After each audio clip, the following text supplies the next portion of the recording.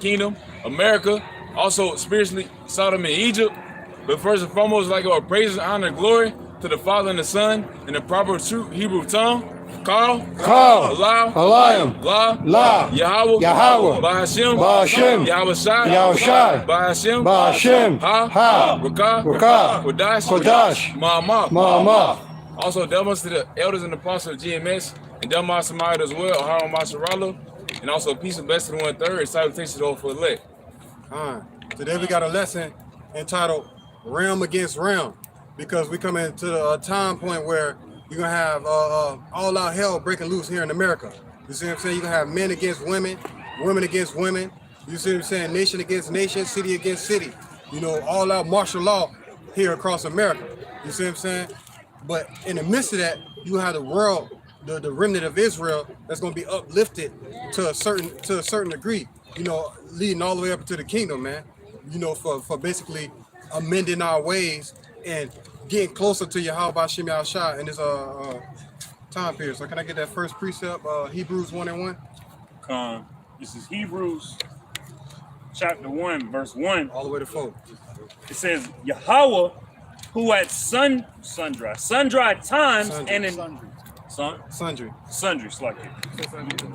Yahweh at sundry times and in diverse manners spake in time past unto the fathers by the prophets. So man, the things that were written aforetime were written for our learning. You see what I'm saying? The Lord, he basically set up men, prophets, you know, to basically lead us down this narrow path, to lead us to Yahweh Shah. You see what I'm saying? He set up Yahweh Shah to basically be that footstep in the sand for us to follow after. Hold that right quick. All right, let me get Sirach. This is Sirach, chapter 17, verse 17. For in the division of the nations of the whole earth, he set a ruler over every people. But Israel is the Lord's portion. Right, so Israel is the Lord's portion. You know, the Lord set a ruler over every people, but Israel is the Lord's portion. You know, and that elect gonna come out of Israel. You see what I'm saying? Because all Israel is not Israel at this time. That elect gonna come out of Israel that's gonna follow Yahweh Shem Yahushua and spirit and truth all the way to the end. You know, the Lord said he know they that are his. Keep going up. Sirach 17 and 18.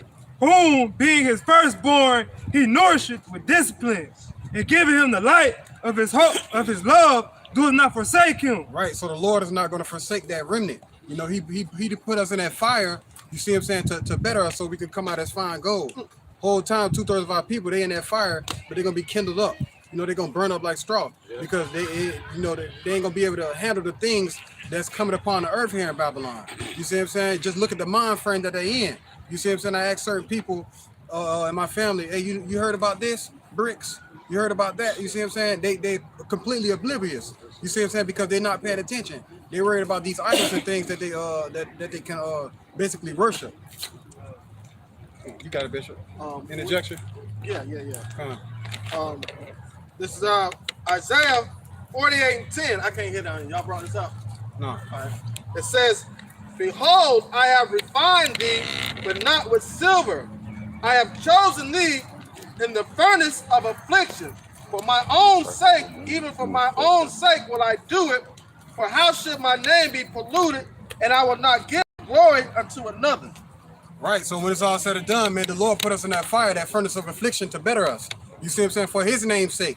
You see what I'm saying? Those that was chosen from the foundation of the earth. You see what I'm saying? He said he ain't gonna forsake us. You see what I'm saying? But he gonna help us. You see what I'm saying? What it says, fear not thou wormhole Jacob, for I will help thee, you know, in these trying times. And also, it's just like how I can remember getting a behind whipping from my mother, and she's like, you're not gonna be out there in public making me look bad. That's why the Lord said, for his own name's sake, he gonna put us through the fire and correct us and bring us forth as gold, worshiping in spirit and truth, righteously. This is Isaiah. He said they're gonna lose their minds. They're gonna be weak-minded. Isaiah 13:6. It says, "Howl ye, for the day of Yahweh is at hand. It shall come as a destruction from the Almighty. Therefore shall all hands be faint, and every man's heart shall melt." They're gonna break down when they see the day of the Lord approaching. When they see the destruction that's coming, all these people are gonna break down. And what that means is their hands gonna be faint. Everything that they're working towards is gonna be they're gonna see it failing. All right, look at the economy today. It's falling apart. Everything that everybody worked towards is failing.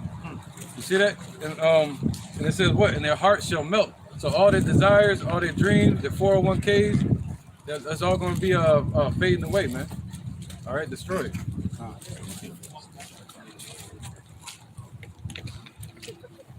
This is Hebrews chapter 1, verse 1.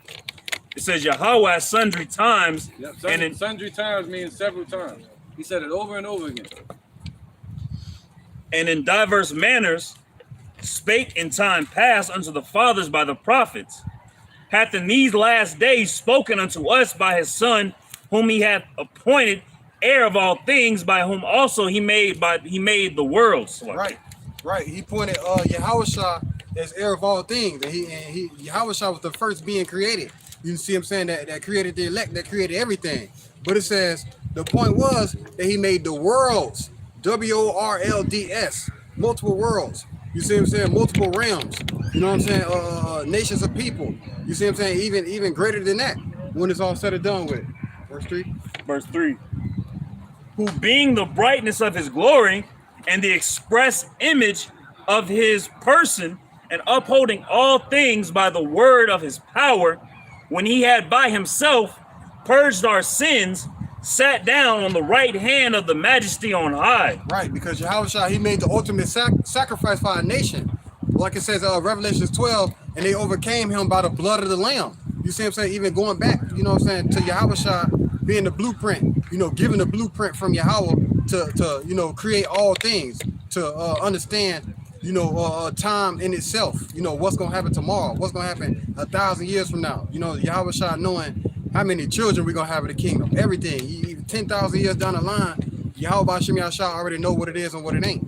You see what I'm saying? So when it's all said and done with, verse 4.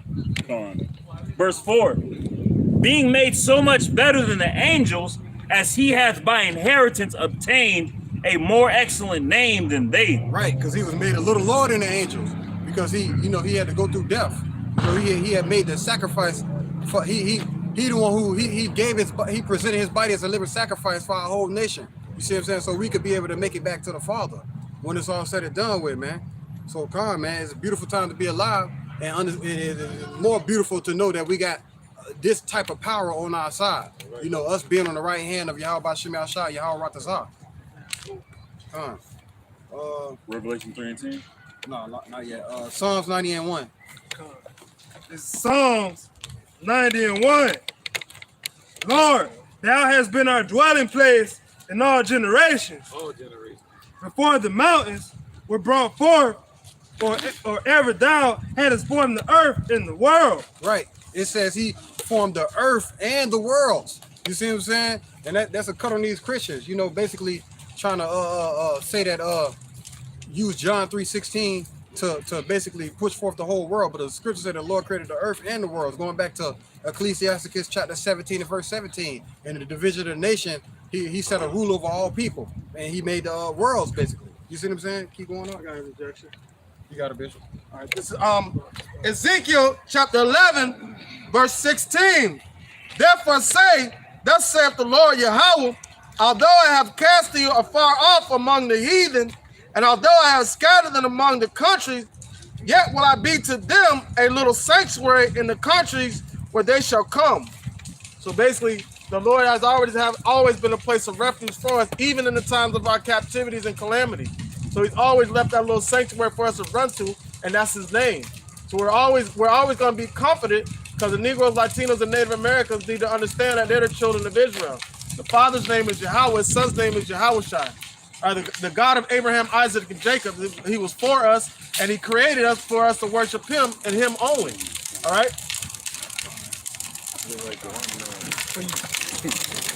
It's the book of Sirach, chapter 2 and verse 10. Look at the generations of old and see, did ever any trust in the Lord and was confounded? Or did any abide in his fear and was forsaken? Or whom did he ever despise that called upon him? Right, so when you walk in that straight and narrow path, man, ain't nothing that can touch you. You see what I'm saying? And if it do touch you, it's just for their judgment when it's all said and done with. So when you being made low, you see what I'm saying? You suffer, you know, you suffer patiently when it's all said and done, because you know Yahushua had to suffer patiently. You know, him when he was in his hour of temptation. You see what I'm saying? Finna be crucified. You see what I'm saying? That he had to feel that flesh. That flesh started to get to him when it's all said and done with, man. But when we in that fire, we just wait for the Lord, you know, and he gonna eventually turn us to that goal. You see what I'm saying? Gone. You got some more on that up? No, that was it. This is Psalm 91. Lord, thou hast been our dwelling place in all generations. Before the mountains were brought forth, wherever thou hast formed the earth and the world, even from everlasting to everlasting, thou art God. Right, from everlasting to everlasting, from generation to generation, man. We call on Yahweh B'Shem Yahshua because he have been our dwelling place. You see what I'm saying? Yahweh B'Shem Yahshua is who we run to, you know, just to say thank you. He who we run to, you know, just to ask him for whatever we need. We come boldly before the throne and let the Lord know what we need, even though he already know what we need. We still gonna cry to him and pray to him anyways, because the Negroes, Latinos, and Native Americans are the true biblical Israelites of the Bible. The Father's name is Yahweh, his son's name is Yahushua. Those are names that we need to understand and call on to seek salvation. You see what I'm saying? Bring that out. This is John chapter 3, verse 16. For Yahweh so loved the world that he gave his only begotten son. Right. The Lord, Yahweh so loved the world. What's the world? Cosmos. That he gave his only begotten son, not to the whole world, but into the nation of Israel. You see what I'm saying? For us to be able to make it back to the Father. You see what I'm saying? But these Christians, they like to use that precept to basically say that everybody can make it. You see what I'm saying? You can bring that out from me, Fayala? And this is the blue letter. This is the etymology of cosmos. G2889. In a harmonious arrangement or a constitution, order, government.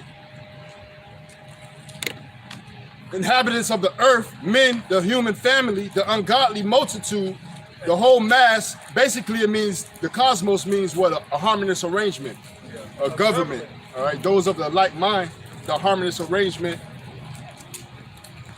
Basically, an act in a harmonious arrangement or constitution, order of government. Man, going back into that world, man, that world being the nation of Israel, you know, even if you read Isaiah 45:17, that nation that should be saved. Bishop, you had a...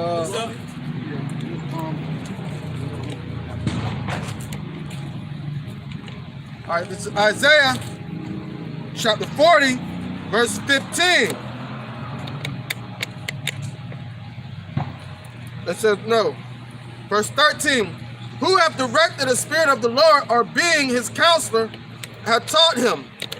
With whom took he counsel, and who instructed him, and taught him in the path of judgment, and taught him knowledge, and showed to him the way of understanding? Behold, the nations are as a drop of a bucket, and are counted as small dust of the balance. Behold, he hath taken up the isles as every little thing. So basically, the only nation that he gave his word to was the children of Israel, man. And even with that, two-thirds of the people of the nation of Israel are counted as dogs. So the only people that he showed counsel to, instruction to, was the elect. And the elect are going to carry that all the way through, all the way to the end. And these other nations are as a drop of a bucket and a light thing within the balance, man. So they don't even wait. We're worth more than our weight in gold, but these other nations are worth nothing. Thus saith the Lord. It's the book of Joel, chapter 2 and verse 27. And ye shall know that I am in the midst of Israel, and that I am the Lord your God, and none else. And my people shall never be ashamed. So just expounding on the point that the bishop was just making, man, that the Lord Yahweh B'Shem Yahshua is the God of the nation of Israel, the so-called Latinos, so-called Blacks, Hispanics, and Native Americans, man, and no other nation of people. We're the only nation he gave his blessings to, his laws, statutes, and commandments, his order to, man. We're the only nation that he dealing with. He says he is in the midst of Israel and none else, man. You know, because we are the Lord's chosen people, the apple of his eye, man. I got another objection. It's Sirach chapter 24, verse 8. So the creator of all things gave me a commandment, and he that made me caused my tabernacle to rest, and said, let thy dwelling be in Jacob, and thine inheritance in Israel. He created me from the beginning, before the world, and I shall never fail. In the holy tabernacle I served before him, and so was I established in Zion. Likewise in the beloved city, He gave me rest, and in Jerusalem was my power, man. So the Spirit of the Lord, wisdom, knowledge, and understanding is always going to rest in Israel and no other place. It was a commandment from the Most High for wisdom to dwell in Zion, man. All right, this is Deuteronomy 7:6. It says, "For thou art an holy people unto the Lord thy God. The Lord thy God hath chosen thee to be a special people unto himself above all people that are upon the face of the earth," man. So the Lord chose his people, the so-called Negroes, Latinos, and Native Americans, to be above all nations upon the earth, man. And he chose us, all right? We didn't choose him, he chose us. So that just let you know more in detail that the Lord is dealing with his people, the so-called Negroes, Latinos, and Native Americans, man, the Israelites, man, and no other nations upon this earth. And we are above them as well, man. So that's a special gift, man. This is the book of 2nd Ezra, chapter 6 and verse 54. "And after these, Adam also, who thou madest Lord of all thy creatures, of him come we all, and the people also whom thou hast chosen." So that's what the brothers is talking about. You have the nations amongst the earth, the families amongst the earth, but then you have who the Lord chosen, the nation of Israel. "All this have I spoken before thee, O Lord, because thou madest the world for our sakes. As for the other people, which also come of Adam, thou hast said that they are nothing, but be like unto spittle, and hast likened the abundance of them unto a drop that falleth from a vessel. And now, O Lord, behold, these heathen, which have ever been reputed as nothing, have begun to be lords over us and to devour us. But we thy people, who thou hast called thy firstborn, thy only begotten, and thy fervent lover, are given into their hands. If the world not be made for our sakes, why do we not possess an inheritance with the world? How long shall this endure?" And so that's what we're praying, man. That's why we out here on the highways and byways, all right, giving off the warning, sounding off the alarm, all right, crying aloud, crying aloud, all right, rebuking, exhorting our people, all right, ultimately to return back to Yahweh Ba'Shem Yahweh Shai, all right, the God of Abraham, Isaac, and Jacob, the God of you so-called Negroes, Latinos, and Native Americans, all right, before destruction it comes, man. Because the world was made for your sakes, and the heathen is over you. You can read about that in Ecclesiastes 3 on how all this is vanity of vanities, man. It's all for nothing. This is an illusion. This is Psalms 147:19. "He showeth his words unto Jacob, his statutes and his judgments unto Israel. He have not dealt so with any nation, and as for his judgments, they have not known them. Praise ye the Lord." And I bring that out just to back up the brothers. And the point is, Yahweh Shai is not dealing with any other nation. He don't even care for any other nation. He only dealing with the nation of Israel, the so-called Negroes, Latinos, Native Americans, along with the speckled bird. Oh man, going back to Hebrews 1:1. You know, Yahweh at sundry times spake in diverse manners, you know, in time past unto the fathers by the prophets. You know, those prophets are all Israelites, all Jacob. You see what I'm saying? When it's all said and done. This is the book of Exodus, chapter 9 and verse 1. "Then the Lord said unto Moses, Go in unto Pharaoh and tell him, Thus saith the Lord God of the Hebrews, Let my people go that they may serve me."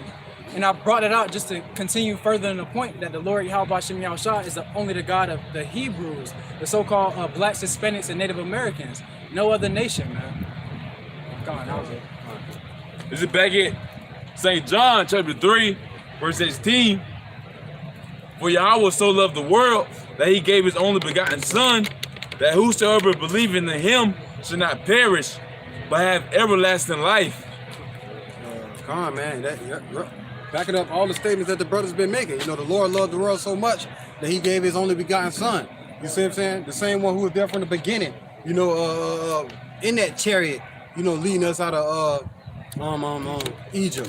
You see what I'm saying? Even going back before then. You see what I'm saying? Before the mountains was ever formed. You got it all. Just to back up what the argument is saying, and specific what the brother Ashar brought out, how about how the Lord he loved Israel that he gave his only begotten Son. This is John chapter 10, verse 11. It says, "I am the good shepherd. The good shepherd giveth his life for the sheep. So Yahweh Shai is that good shepherd. Yahweh Shai is our leader. He is our head, and he gave his life for us so that we can be reconciled back to the Father, so that we can receive the kingdom, so that we can receive the wisdom, the knowledge, the understanding, so that we can have access to the spirit of Yahweh B'Hashem Yahweh Shai.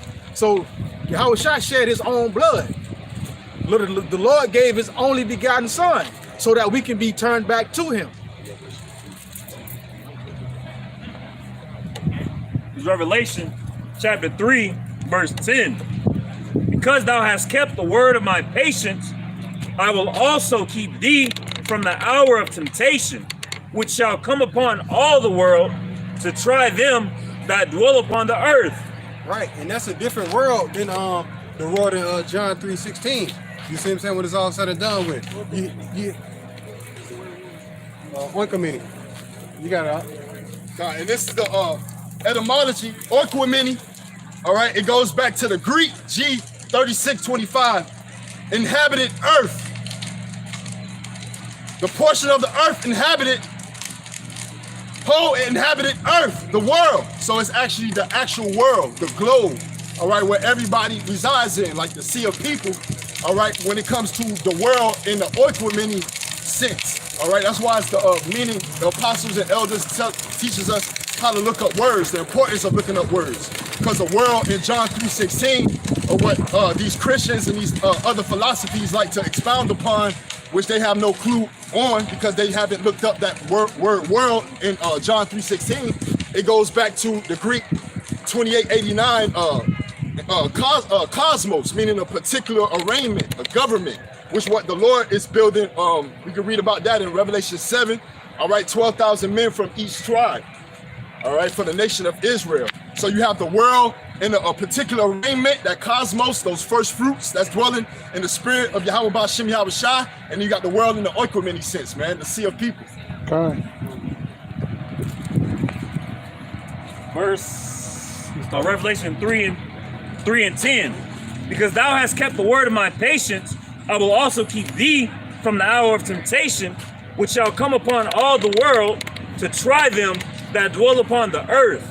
Right. So when it's all said and done with, it's something. It's a certain situation, a certain current group of events that's gonna come on the whole world. You know, to try everybody that dwell on the world, the whole oikoumene. You see what I'm saying? What's that? Martial law. You know, famine, race wars, class wars, all type of things. You see what I'm saying? Nation against nation. What is it? A house divided can't stand. When it's all said and done, America's a house divided, and when it's all said and done with, you got this temptation that's gonna come and trial. You see what I'm saying? When they can't go in the store and buy and sell because of a certain situation. When it's all said and done with, when they can't go to their family member's house, or whatever the case may be, because of what? Martial law, troops in the street. You see what I'm saying? And you see that Yahweh B'Hashem Yahweh Shai is basically moving his chess pieces. Look at the border. You see what I'm saying? How they just let anybody in the border. You see what I'm saying? All these people that they're letting in the border is so-called African man, where they asking them where they going. You know what I'm saying? I'm going to Chicago, or I'm going to New York. You see what I'm saying? Just people just walking straight through the border. And these are middle-aged men, look like soldiers when it's all said and done with. So America is going to be a melting pot full of destruction when it's all said and done with, man. Carl, you got it all. This is Amos chapter 9, verse 8. Behold, the eyes of the Lord God are upon a sinful kingdom, and I will destroy it from off the face of the earth, saving that I will not utterly destroy the house of Jacob, saith the Lord. For lo, I will command, and I will seal the house of Israel among all nations. Like as corn is sifted in a sieve, yet shall not the least grain fall upon the earth. Right, so when it's all said and done with, the eyes of the Lord, Yahweh B'Hashem Yahweh Shai is upon this sinful kingdom, man. He's going to destroy it from off the face of the earth. But in the midst of that, he's going to search Jerusalem with candlesticks and pull out that light from the darkness. You see what I'm saying? And what it says, bring it out one more time, up. 9. Amos 9 and 9. For lo, I will command, and I will sift the house of Israel among all nations. Like as corn is sifted in a sieve, yet shall not the least grain fall upon the earth. Right, so when it's all said and done with, you know, the Lord gonna protect his elect, you know, giving us that wisdom and knowledge and understanding now to keep us on that straight and narrow path when it's all said and done with, man. And can somebody get got that Isaiah 45 and 17? All right, this is the book of Isaiah, chapter 45, and verse 17. But Israel shall be saved in the Lord with an everlasting salvation. Ye shall not be ashamed nor confounded, world without end. Con, and that's what the world, you know, that's basically going to the word cosmos right there. That's basically the precept for John 3:16, man. You know, to let you know that the world that scripture is talking about is Israel, man. That's going to be the world without end. You know, let me read one more verse. All right, this is verse 18. For thus saith the Lord that created the heavens, God himself that formed the earth and made it, he have established it. He created not in vain. He formed it to be inhabited. I am the Lord, and there is none else. And I just brought that out to let you know that the earth is what the kingdom of heaven is going to be. Yahweh Ba'ashem Yahushai didn't create it in vain, man. You know, so this is what he's gonna basically cleanse this place, and he's gonna put his people back on the top where they belong. He made a video about it. Oh man, so yeah, man. When it's all said and done, we're going back into that world, man. The world of Israel is gonna be saved when it's all said and done with. But the whole world finna suffer persecution. You see what I'm saying? The Lord Yahweh Ba'ashem Yahushai finna bring his sword on this place. You got it all. This is Acts chapter 5, verse 31. It says, him hath Yahweh exalted with his right hand to be a prince and a savior, for to give repentance to Israel and forgiveness of sins. Just to back the brother Barak up, man, only Israel is going to be saved, all right? Why? Because salvation was only given to the nation of Israel, all right? So salvation is not for any other nation from 2 on down, man. You know, only for the nation of Israel, all right? Which is the number 1, Yasharallah, man. Go It's the book of 1 John, chapter 3, starting at verse 2. Beloved, now are we the sons of Yahweh, and it doeth not yet appear what we shall be. But we know that when he shall appear, we shall be like him, for we shall see him as he is. Right. You know, before Yahweh shall pull up, you know what I'm saying? Because the name of the Lord is Yahweh, his son's name is Yahweh Shah. The Negroes, Latinos, and Native Americans are the true biblical Israelites of the Bible, man. When it's all said and done. But when Yahweh shall appear, we're going to see him for what he is. What did you read that 2nd Esdras chapter 13? You see what I'm saying? That Revelations 1 and 7, if somebody can get it. We're going to see him for what he is. You see what I'm saying? Break it on one time up. Gone. 1 John chapter 3 and verse 2.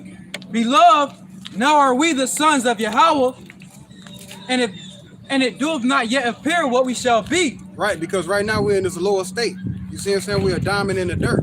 You see what I'm saying? Don't nobody understand the true value of what it is to have the men of the Lord on these street corners. They just walk right past. They don't want to hear it when it's all said and done with. But it's going to be a judgment for that, because in the midst of Jacob's trouble, they ain't going to see us for that dirty rock. They're going to see us for what it is, a diamond, a piece of gold, when it's all said and done. No servant is greater than the master. Hebrews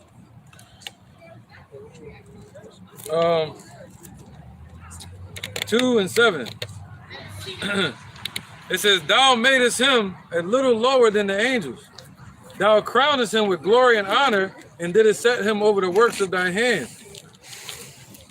All right, where was that, man? That ain't the one I want.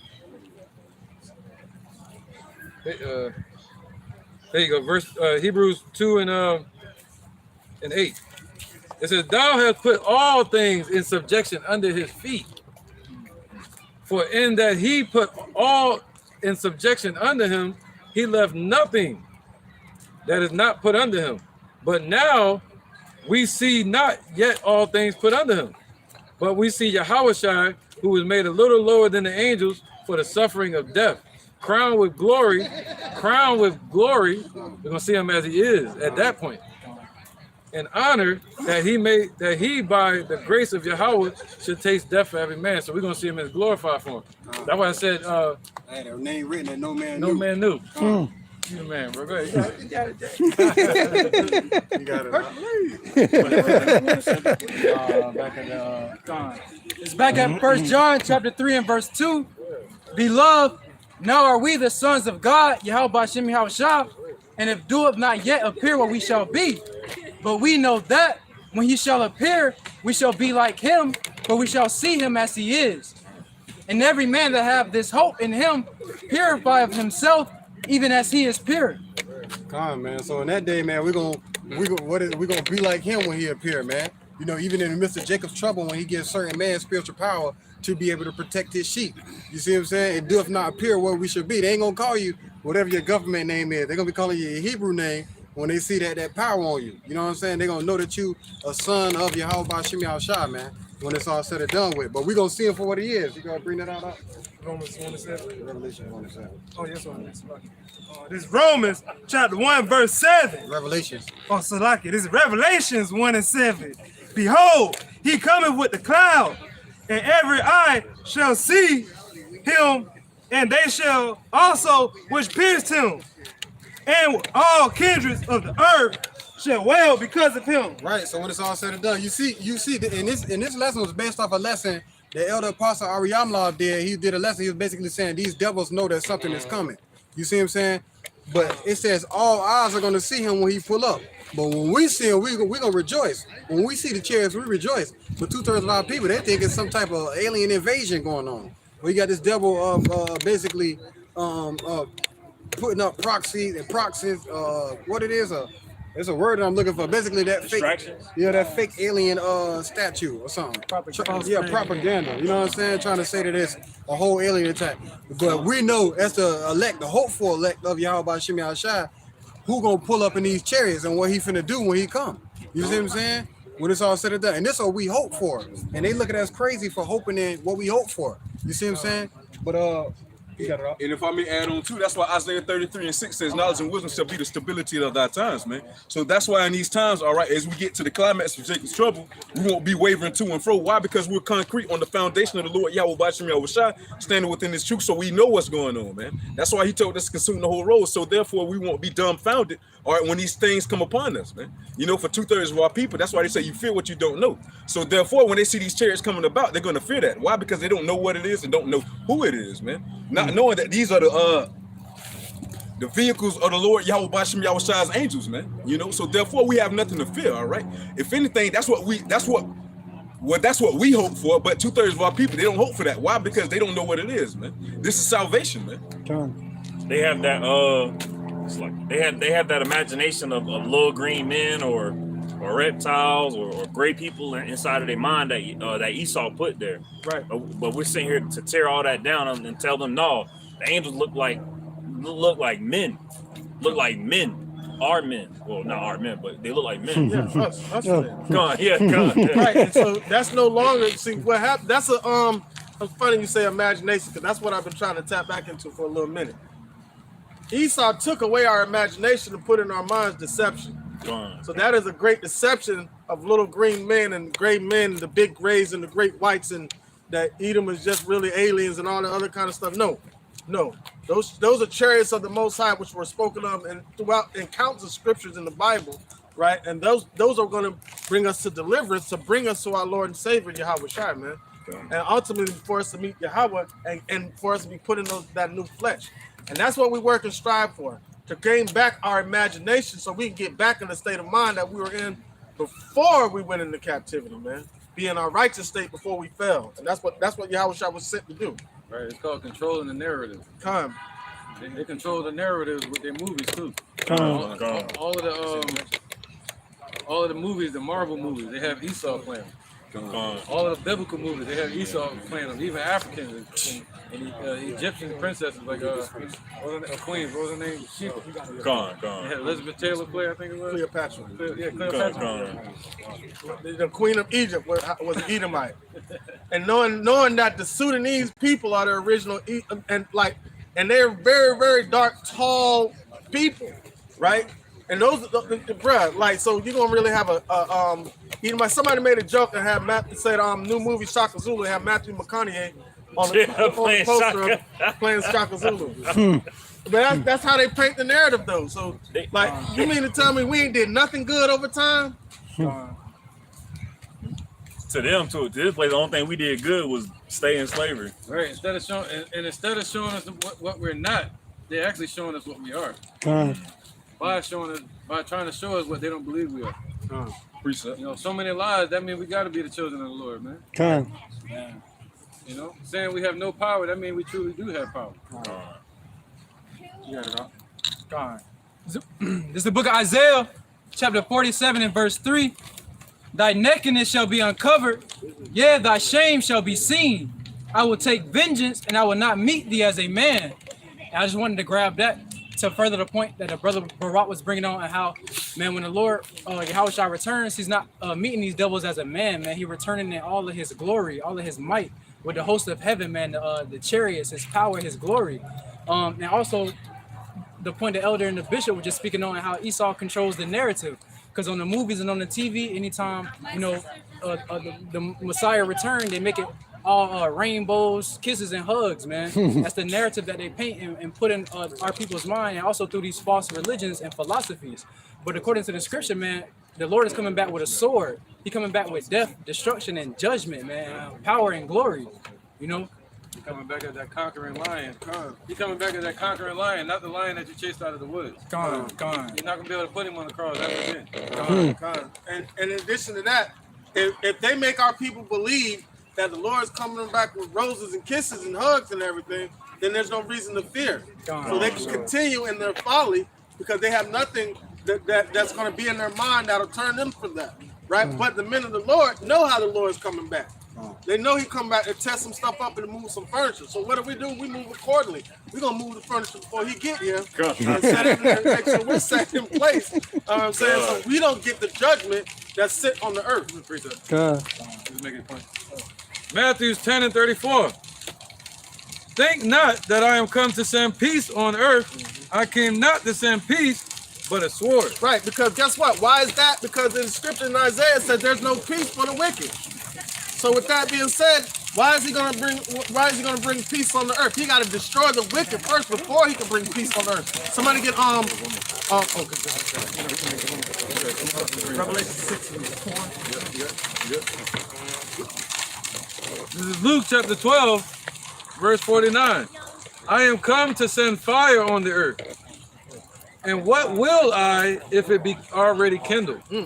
So if there's already, if the Lord it's already going to be shit happening on this earth, right? Do you think he's going to put the fire out when he shows up? No, he's coming to pour gasoline on it. The Lord coming to put gasoline and toilet paper all on the fire. He's going to make sure this stuff goes up in flames. All right, somebody get on Revelation 6 and 4 real quick. It's the book of Revelations, chapter 6 and verse 4. And there went out another horse that was red, and power was given to him that sat thereon to take peace from the earth. Right. So the Lord sent that horse out, right, which is Esau, to take peace away from the earth. Right. So now there's no longer any peace on the earth because he's set up as the ruling class in these times. So the only way for order and peace to be on the earth, the only way for peace to be on the earth is for the earth to be in order. All right, because as long as there's sin and corruption on the earth, there's no peace because the Lord wants to destroy that. So once that's destroyed, that's the only way peace is going to come to the earth. So the Lord's bringing that sword, right? And once, just like how the missiles said, and before they come is the Garden of Eden, but after they come, the aftermath of them is a desolation, right? So now that the sword of the Lord, before it's come, all you see is wickedness on the earth.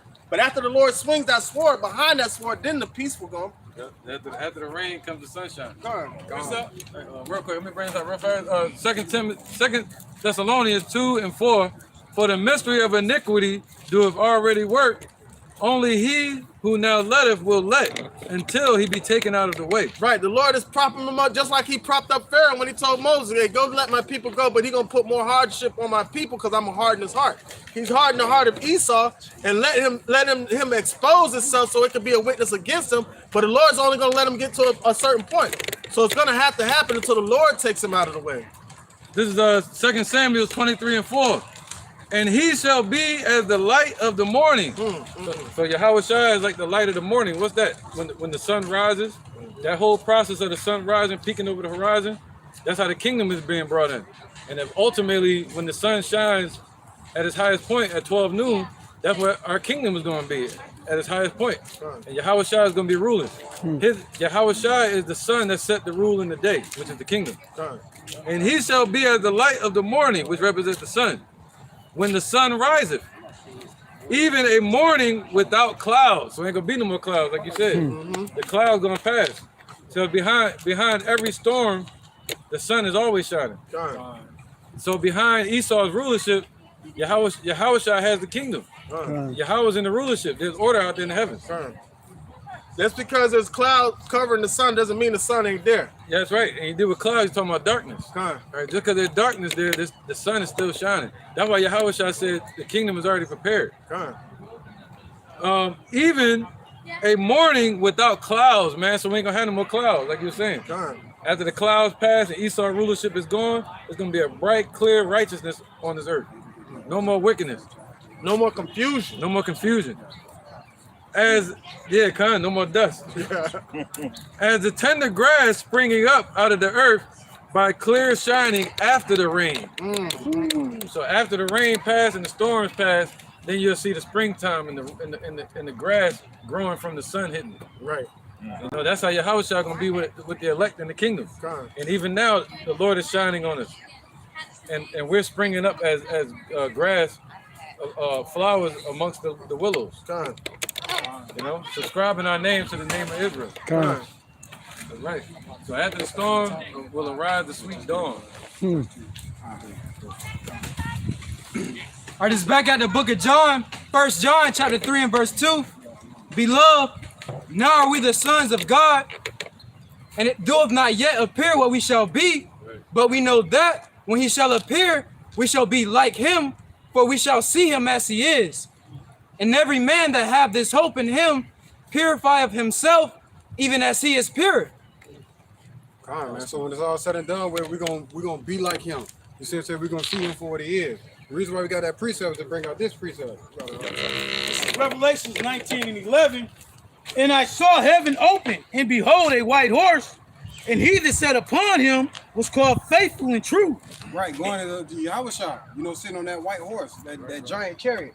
And in righteousness he doeth judge and make war. Right, because when he appeared, all these other nations, they gonna be so scared, at the simple fact that he actually pulled up, that they're gonna start fighting each other, and they're gonna start trying to fight him. When it's all said and done with it. Because when it says he come, behold a white horse, that's he coming in power. You know what I'm saying? He coming in power and he coming to judge. Talking about the chariot. Chariot, yeah. Got it. Go ahead. I got a precept. Keep bringing that up. Yeah. 12. Yeah, that's still coming. This is Revelation 19 and 12. His eyes were as a flame of fire, and on his head were many crowns, and he had a name written that no man knew but he himself. Right, meaning that he's gonna be in his glorified form. You see what I'm saying? When he came the first time, he came humble. He was riding on a donkey. You see what I'm saying? And our people didn't believe him. You see what I'm saying? They didn't believe him because he wasn't coming in the spirit of IUIC. Being glorified on horses and stuff like that. He was lowly, man. He was humble. But now when he pull up, he gonna have that name written that no man knew but he himself. He gonna be shining. He gonna be Super Saiyan. You see what I'm saying? Beyond that, to the 144th degree. When it's all said and done with it. You got it. That was Yahweh Shai's prayer for us to experience that side of him. All right, John 17 and 24. Father, I will that they also, whom thou hast given me, be with me where I am, that they may behold my glory, which thou hast given me, for thou lovest me before the foundation of the world, before the foundation of Peter. Yahweh loved Yahweh Shai, even before the foundation of this actual earth. Yahweh loved Yahweh Shai. And he said, what? That we'll be able to experience him and see him in his glorified form. But when he was on the earth, we didn't see him that way.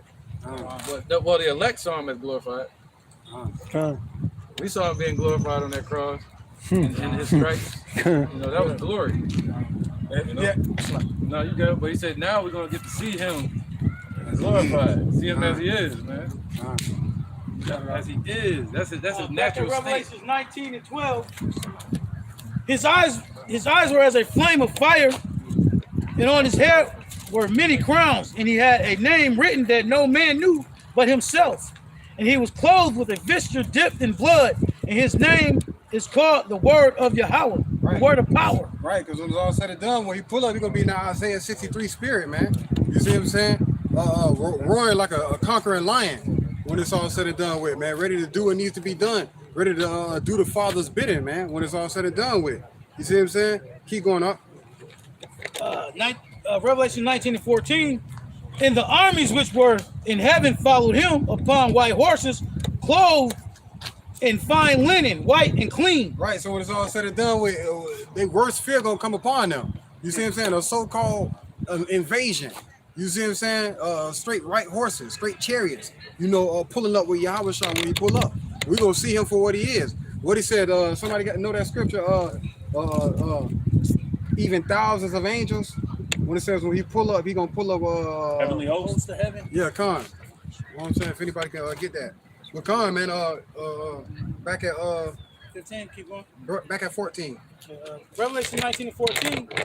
And the armies which were in heaven followed him upon white horses, clothed in fine linen, white and clean. And out of his mouth goeth a sharp sword, that with it he should smite the nations, and he shall rule them with a rod of iron, and he treaded the winepress of the fierceness and wrath of the Almighty power. Right, going into that second Ezra 13 spirit when you pull up. You know what I'm saying? Ain't gonna be no weapon or anything that could protect these nations from the chariots of Yahweh Ba'Shem Yahushua. You see what I'm saying? The sword of the Lord. You know, that sharp sickle when Yahweh starts, when Yahweh start beaming and blasting. You see what I'm saying? And doing what needs to be done. You gotta go. This is Second Ezra chapter 13. I'm gonna start at verse 8. It says, and after this I beheld, and lo, start at verse 1. Come on, all right. This Second Ezra 13 and 1. It says, and it came to pass after 7 days I dreamed a dream by night, and lo, there arose a wind from the sea, that it moved all the waves thereof, and I beheld, and lo, that a man waxed strong with the thousands of heaven, and when he turned his countenance to look, all the things trembled that were seen under him. So Khan, man, hey, that's Yahweh Shai making his return, man. So hey, that's that chariot come from out of heaven, man, out of the waters, out of the waves, all right, which is Shemaim's above, all right. So hey, so Khan, with that being said, the same way that Esau came up, rolling up on our shoulders, the Lord Yahweh Shai finna do the same thing, man. Show you how to show us how it's really done, man. All right. Speaking a different language. Khan. Esau rolled up on us, put us in slavery, speaking English. Khan. Go to verse How is y'all gonna roll up speaking Hebrew? We're going all the way to verse 11. Verse 11. Not Aramaic. Skip to verse 11 to stop at verse 11. All the way to verse 11. Okay, go. You stop at verse 11. I got you. Verse 4 of 2 Ezra 13. It says, and whensoever the voice went out of his mouth, all they burnt that heard his voice, like as the earth faileth when it filleth the fire. Right, that's that laser. Gone. That's War of the Worlds right there. The Lord gonna be zapping these people. It says, and there that's called chemical combustion. Verse 5, 2 Ezra 13. It says, and after this I beheld, and lo, there was gathered together a multitude of men, out of number, from the four winds of the heaven to subdue the man that came out of the sea. But I beheld, and lo, he had graved himself a great mountain and flew up upon it. It says, so when it's all said and done with, you know, Yahweh Shai, he pulled up in a giant chariot, you know, and Ezra's looking around, looking for the mountain that the Lord graved that chariot from, because it was so big. It was, you know what I'm saying? It was a giant chariot. You see what I'm saying? So you had the nations trying to subdue Yahweh Shai when he pulled up, meaning to make war with him, you know, to try to fight against him. You see what I'm saying? That's why they creating all these. That's why Esau basically trying to up his sword. You know, via this devil got melanin weapons. You see what I'm saying? Or whatever the case may be, he thinking that's gonna, Space Force. You know what I'm saying? Thinking that that's gonna stop his judgment. You know what I'm saying? When it's all said and done with. Come on, man.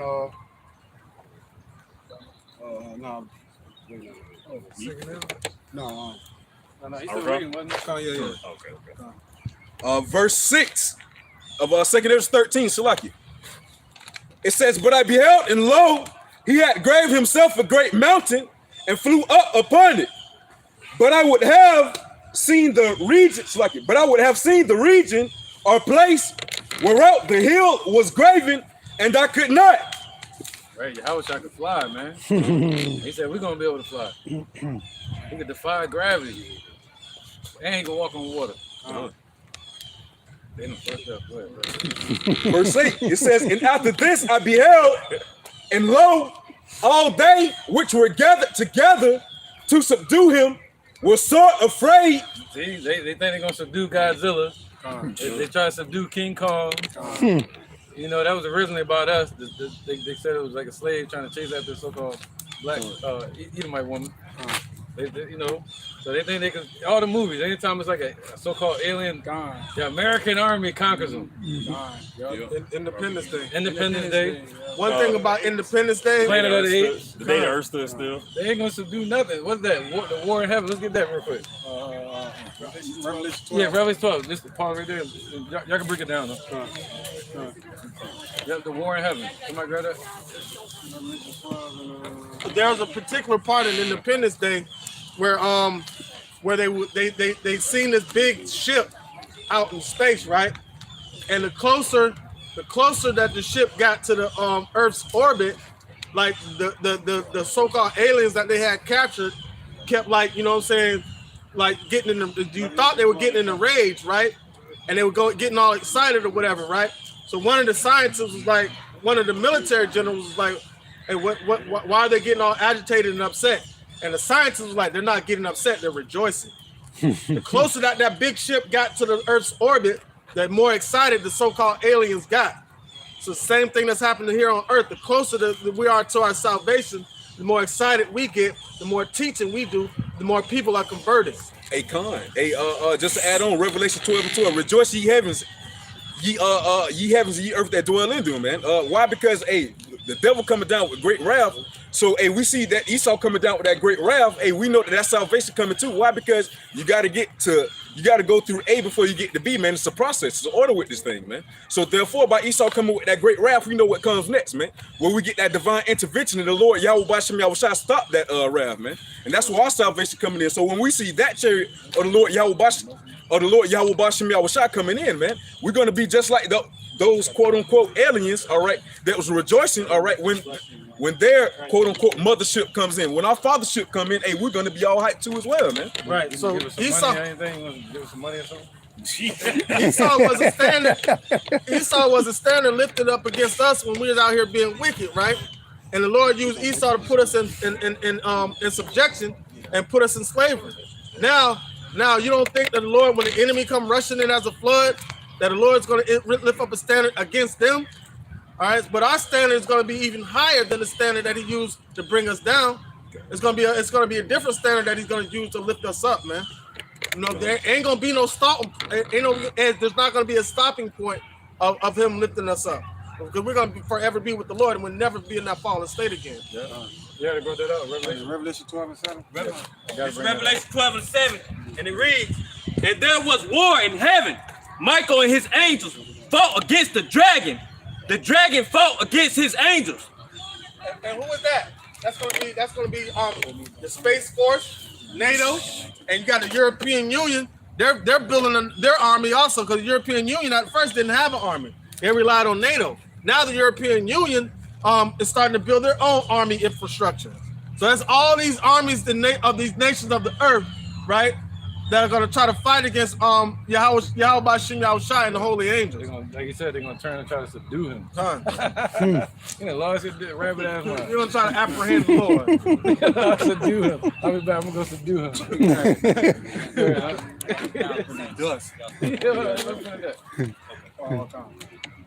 This was going to happen when they try to subdue Yahushua. Verse 8, "And prevailed not." They're going to prevail not. "Neither was their place found any more in heaven." See, because and by trying to subdue him, you're going to get your ass kicked out of heaven. Yeah, kicked out of rulership. You know, so they're gonna give you a bonus with it. Psalm 68. Yep. I got Jude 1:14. Right, man. When they show up to try to subdue the Lord and Savior Yahweh, man, the Creator of the heavens and earth, the Son of Yahweh, that bears not the sword in vain, is also called a death angel. That's coming in the glory of the holy angel, in the glory of his Father. Yeah, okay. You'd be better off trying to subdue a damn semi truck with your face. Now pride has deceived. Yeah, you saw pride deceived him. It's murky. This is Psalm chapter 68, verse 16. And it says, "Why leap ye, ye high hills? This is the hill which Yahweh desires to dwell in. Yea, the Lord Yahweh will dwell in it forever. The chariots of Yahweh are 20,000, even thousands of angels. The Lord Yahweh Bahasham Yahweh Shai is among them, as in Sinai, the holy place." Right. So when it's all said and done with, you know, they're gonna try to subdue him, but they're gonna, you know, come to their detriment basically. When it's all said and done with, man, because the chariots of the Lord are 20,000, even thousands of angels. You see what I'm saying? Whoever the Lord, you hear these whistleblowers, you know, coming out basically saying, yeah, man, I seen straight so-called big, tall Israelite man in these chariots. Yeah. You see what I'm saying? Angels in these chariots. You see what I'm saying? 10 feet tall angels. You know, whistleblowers coming out saying things like this, man. Yeah, I got you. Come on, you got it. Job 18:14. His confidence, Esau's confidence, shall be rooted out of his tabernacle, and it shall bring him to the king of terrors. All right, man. So when it's all said and done with, man, he's gonna be so afraid, but he's still gonna fight. You see what I'm saying? Chasing after the king of terrors. Come on, man. That lion gonna chase you out of the woods. You see what I'm saying? When it's all said and done with, that lion gonna grab that eagle, man. Your place ain't gonna be found in heaven no more. Hey, when it's all said and done with, man. How they gonna try to apprehend or to subdue the Lord when they couldn't do nothing with the Nabateans? That ran them out of petrol. Bro, these devils are so damn deceived because the Lord done propped them up. Propped them up, and they just delusional in their own mind. Yeah, Yahweh Shai gonna throw the hat on them.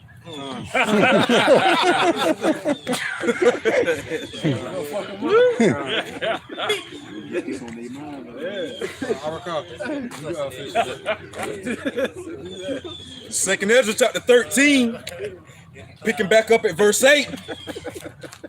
It says, "And after this I beheld, and lo, all they which were gathered together to subdue him were sore afraid, and yet durst fight. And lo, as he saw the violence of the multitude that came, he neither lift up his hand, nor held sword, nor any instrument of war." Right. When you watch these war movies, what they do?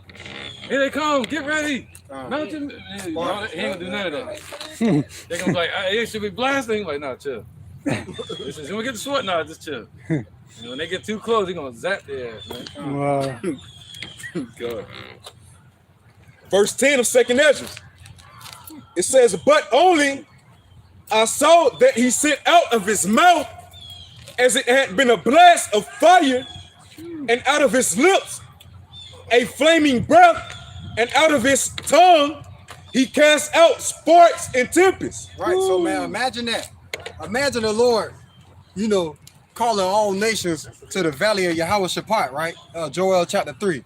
And everybody fighting for a peace, you know, fighting to see who gonna rule this kingdom. And then the king of terrors, you see what I'm saying, pull up to that same valley of Yahweh Shaphat, ready to fight too.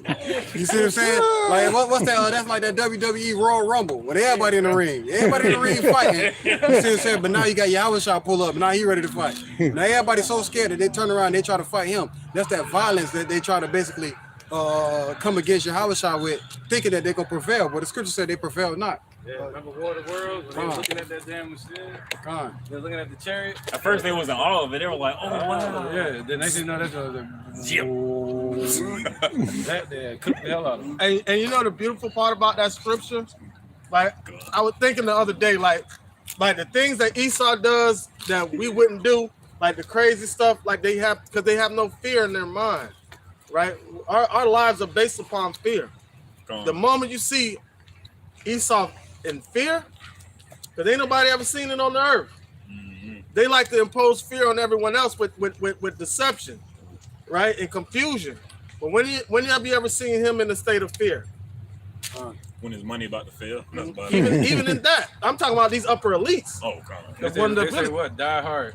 Yeah. With the vengeance. With the vengeance. Mm-hmm. And we're going to see how that play out. I got one real quick. Isaiah 66 and 15. For behold, Yahweh will come with fire. Yahweh will come with fire, but he's going to send Yahushua. And with his chariots like a whirlwind. See, Yahushua is among them. To render his anger with fury. Wow, so it's gonna be fury, like Fist of Fury. Fury, just wrath, like Wolverine or some shit. Roar. Or like he said, take the world. That dude's right. He's gonna be roaring. And his rebuke with flames of fire. So that's gonna be his rebuke with flames of fire. For by fire and by his sword will Yahweh plead with all flesh, and the slain of the Lord shall be many. So they're gonna go to subdue the Lord, and they're gonna be part of that number of many that's gonna get slain. And to the point, to the elder's point, where it says, Yahweh's gonna send Yahushua. If you understand how they fight wars, right? You have the people that are calling the shots. They're in this big plane way high up in the sky, right? And they got video surveillance, satellite imagery of what's going on down below, and they're calling the shots where to send the troops and everything like that. So they don't even realize they're gonna have somebody even higher up in the sky in the heavens, right? Looking down, controlling everything that goes on between Yahushua and the holy angels, man. The God's eye view. Having a God's eye view. They have a bird's eye view, like an eagle. But now you're gonna have Yahweh with the God's eye view calling the shots on both sides. Because he controls everything. Hey, God, Esau tried to do that too. Want to control both ends of the war, man. Hey, nah, we finna show you the real true king of terror. Well, he's gonna show you the real true king of terror, man. Hey, we rolling them in right now. We doing that introduction, man. You know, we giving that warning before destruction, all right? Hold on. This is Isaiah. You said 42, right? 42 and 13. Oh, this is Isaiah 43 and 13. 42. This is Isaiah 42 and 13. The Lord shall go forth as a mighty man. He shall stir up jealousy like a man of war. He shall cry, yell, roar. He shall prevail against his enemies. I have long time holding my peace. I have been still and refrained myself. Now will I cry like a travailing woman. Hey. Come on, man. He at the edge of his seat right now on the right hand. I'm ready to destroy this shit. You see what I'm saying? What is all said and done? Excuse me. And roar from the heavens. Everybody gonna shit their pants. Like the son of grandson of Nebuchadnezzar did. When he saw that hand right on the wall, they said his bowels loose. He pooped on himself. That's it. So Esau gonna poop the shit on himself. Yeah. I got a precept. Go back a little. Finish this. I will destroy and devour at once. Ezekiel, to the point, it says, this is Ezekiel chapter 12, verse 28. Therefore say unto them, thus saith the Lord, Yahweh, there shall none of my words be prolonged anymore, but the word which I have spoken shall be done, saith the Lord, Yahweh by Shem Yahushua power. So the Lord is saying he done held his tongue long enough. So he gonna let loose everything that he spoke of about destroying these nations and tearing down his kingdom is not gonna be held back anymore. He's gonna let all that go. This is Isaiah chapter 59 and verse 17. For he put on righteousness as a breastplate and an helmet of salvation upon his head, and he put on the garment of vengeance for clothing, and was clothed with zeal as a cloak. According to their deeds, accordingly he will repay. Fury to his adversaries, recompense to his enemies. To the islands he will repay recompense. So shall they fear the name of the Lord from the west, and his glory from the rising of the sun, when the enemy shall come in like a flood, the Spirit of the Lord shall lift up a standard against him. All right, just going back to what the brother had brought out into Revelations 12 and 12 on how the heavens should rejoice. All right, those who's dwelling in the spirit of Yahweh Ba'ashem Yahushai, all right, hastening his coming, all right, desiring a new heaven and a new earth. Ultimately, what we should be glad in these times as we seeing that this devil is getting closer and closer on showing his horns, because that's ultimately the Lord is getting closer and closer to meet him. All right. All right, this is the book of Jeremiah 30 and 23. It says, behold, the whirlwind of the Lord going forth with fury, a continuing whirlwind. It shall fall with pain upon the head of the wicked. All right, so hey, just like the scriptures say, the Lord's words are not going to come back to him void, man. So whatever he says is going to happen, it's going to happen, man. So hey, that wicked is going to fall, that whirlwind, that destruction is going to fall upon the head of the wicked. Even the so-called Negroes, Latinos, and Native Americans, 2,005 people are going to feel that destruction as well. It says the fierce anger of the Lord shall not return until he have done it, and until he have performed the intents of his heart. In the latter days, you shall consider it, man. And because those times, man, it's going to be treacherous, man. It's prophesied that 200 million missiles is going to hit this place, man.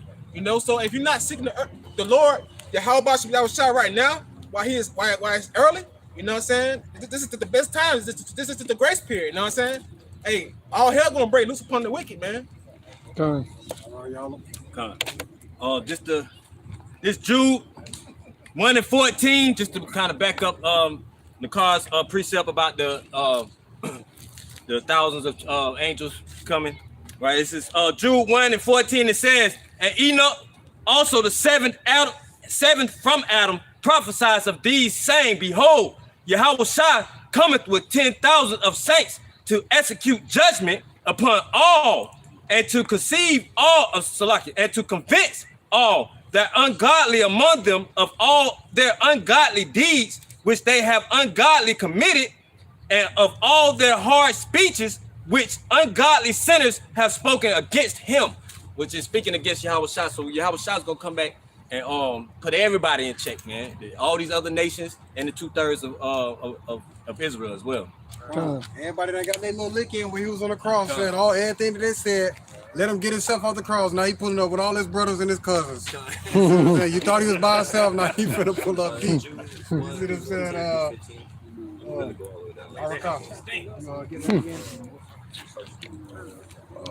Where you want me started? Where you left off at? I was on verse 10. The second Ezra chapter 13, verse 10. It says, but only I saw that he sent out of his mouth as it had been a blast of fire, and out of his lips as a flaming breath, and out of his tongue he cast out sparks and tempests.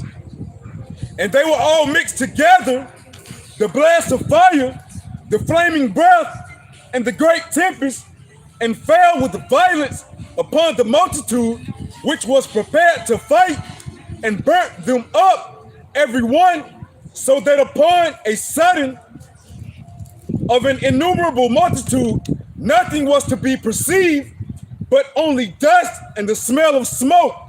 Right, upon a sudden, quickly, speedily. You see what I'm saying? Like you watch Independence Day when all those people was at the top of that roof, you know what I'm saying, with all them signs thinking they finna get raptured away. And the Lord hit there took the whole building down. With one blast, took the whole building down, the whole city. You see what I'm saying, when it's all said and done with. This is 2 Ezra 15 and 14. Woe to the world and them that dwell therein, for their sword and their destruction draweth nigh. And one people shall stand up to fight against another, and swords in their hands. For there shall be sedition among men, and invading one another. They shall not regard their kings nor princes. Right, so when it's all said and done with, man, even before all this happened, in the midst of this, people all out hell gonna be breaking loose, man. Going back to the title of the lesson, realm against realm, because you're gonna have the heavenly realm, the fourth dimension against this dimension. You see what I'm saying? You're gonna have people against people, you're gonna have city and nations against each other when it's all said and done with. Because ultimately Babylon is a mixing pot and the house is a melting pot and a house divided when it's all said and done with, man. You keep bringing that up. and the course of their actions shall stand in the power. A man shall desire to go into a city and shall not be able.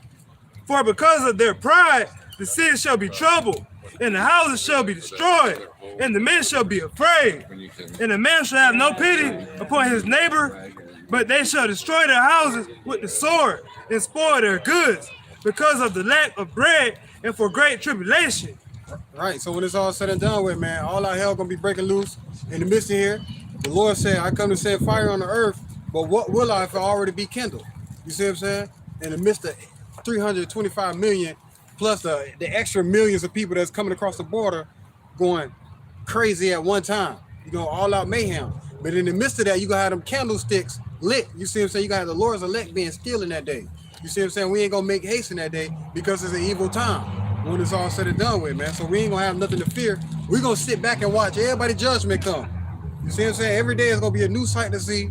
It's gonna be a new story to tell. You see what I'm saying about what the Lord did to somebody. It's gonna be a point in time to where so many you didn't see so much just from sitting back chilling and letting the Lord, you know, take care of you. To the simple fact, there's gonna be a whole testimony out here when it's all said and done. The Lord gonna have to put a spirit on you to calm you. They say knowledge and wisdom should be the stability of that time because we still in the flesh. You know, you hear a blast, you're gonna get shook. You see, you wake up in the morning and it looks like Hawaii out here and everything fire in every direction. You're gonna be running like a chicken with your head cut off, just like everybody else. But the difference is you may see a way out. You know, the Lord may show you an open door out of it. You know what I mean? Or he may show you an angel in the fire with you. You know what I mean? So the Lord gonna do something. He's gonna raise up that standard, and that's what's gonna calm our spirit. You know, because Scripture say that when the missiles hit, it said the remnant were affrighted. So even at that, we're gonna be afraid. When the missiles hit, that's gonna be some scary shit. When they say the missiles coming right now, we're gonna be praying that we're of the elect. That's gonna be some scary shit, man. But he said the remnant were affrighted, and then out of nowhere after that, they're gonna give praise to the Lord, to Yahweh. But so that means the Most High gonna do things to calm us in that day, the same way He sent His Spirit to calm us in now, to comfort us. That's right, man. He said He would not leave us comfortless. Yep. Man, ain't that something? Yep. This is 2nd Esdras, chapter 7, verse 43. It says, "But the day of doom shall be the end of this time, and the beginning of the immorality, so like immortality come throughout the water, for to come, wherein corruption is past."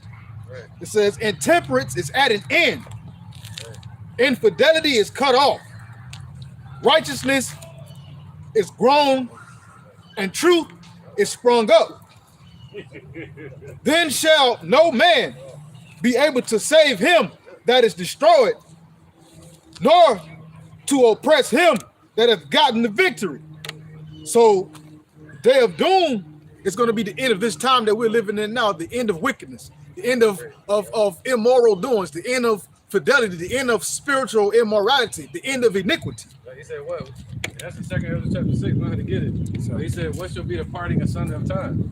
Esau is the end of the world, and Jacob is the beginning of it that follows." And the corruption is going to be at the end, meaning also these bodies. The corruption from the time of Adam, we're going to have a new flesh. So even that's going to be gone. It says, intemperance is at an end. Infidelity is over. All this wickedness is done. And it says righteousness is grown and it's sprung up. Meaning righteousness is going to be established even more after all this wickedness has been moved out of the way by Yahweh B'Hashem Yahushua. And it says, "Then shall no man be able to save him that is destroyed." Those who get caught up in the destruction ain't gonna be able to save themselves. Esau, he ain't gonna be able to save himself because he's gonna be the one that's getting destroyed, that's gonna get destroyed. And you're not gonna be able to oppress Israel no more. You're not gonna be able to come against one that got the victory. Yahushua got the victory, we're gonna have the victory. And ain't no nation on this earth or any of all creation is not gonna come against us no more. Right, because we're going to shoot the BB gun. Y'all going to eat tomato sauce. This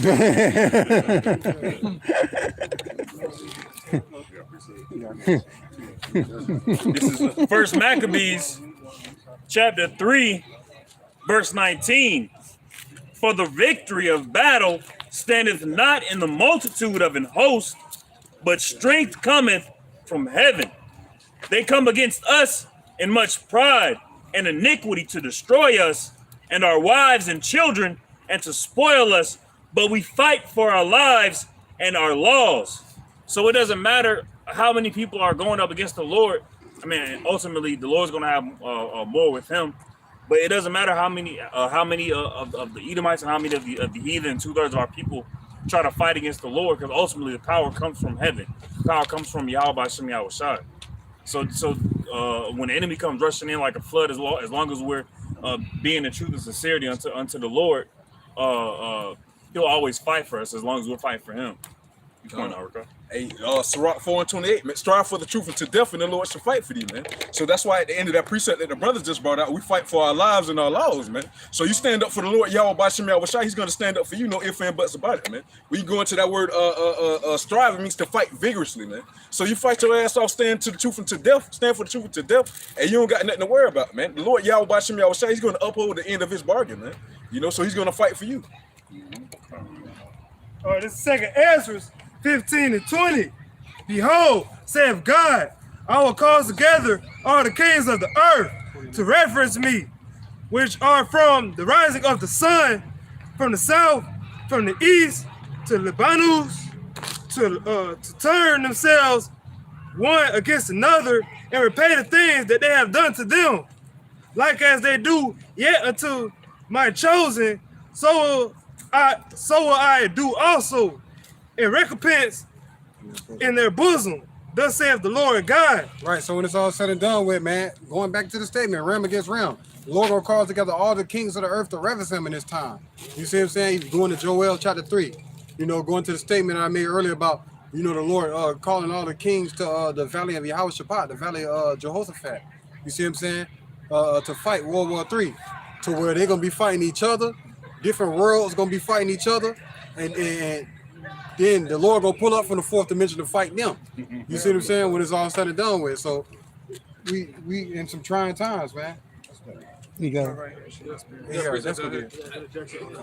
On that topic, and the Lord Yahweh Shema Shai set the stage. It's this is Sirach chapter 33, verse 10.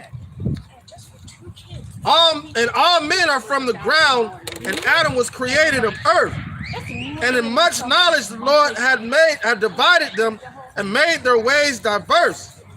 Some of them hath he blessed and exalted, and some of them hath he sanctified and set near himself. But some of them hath he cursed and brought low and turned out of their place. It's like as the clay is in the potter's hand to fashion it at his pleasure, so man is in the hand of him that made him, to render to them as liken him best. Good is set against evil, and life against death. So is the godly against the sinner, and the sinner against the godly. So look upon all the works of the Most High, and there are two, one against another, man. So the Lord it's really a battle between light and darkness. He let darkness jump just like in the beginning of creation. In the beginning, the earth was void without form, right? Even with the creation, now he has to physically created the earth and the universe and everything like that. But spiritually, the earth was void without form. So now, with all this darkness around it, so he put light in the midst of the darkness. So it's been an ongoing battle back and forth. But light is always going to prevail, man. Got it all. This is 2nd Ezra chapter 13. I'm going to start at verse 29. It says, behold, the days come when the Most High will begin to deliver them that are upon the earth. And he shall come to the astonishment of them that dwell on the earth, and one shall undertake to fight against another, one city against another, one place against another, one people against another, and one realm against another. Right, backing up the statement. There's gonna be all out hell breaking loose here in America, man. People against people, men against women, Democrats versus Republicans, realms against realms, man, when it's all said and done with. Light against darkness, ultimately. When it's all the Lord have set a man at variance against his family members. When it's all said and done with, every come on. Militias. Come Especially in America, when you see a country break up into different militias, that means that's the collapse of the society or economy. They start to create different militias and different protected communities. Like They get ready to fight the LGBTs. They get ready to fight the government. 3%ers, the MAGA. Yeah. You see what I'm saying? All the religions, NFA, politics, the Boogaloo Boys, Democrats, Republicans. Yeah, you said that out there. All that, man. Realm against realm. That's your point, I know. Arakawa, you got it? Yep. Mortal Kombat. Yep.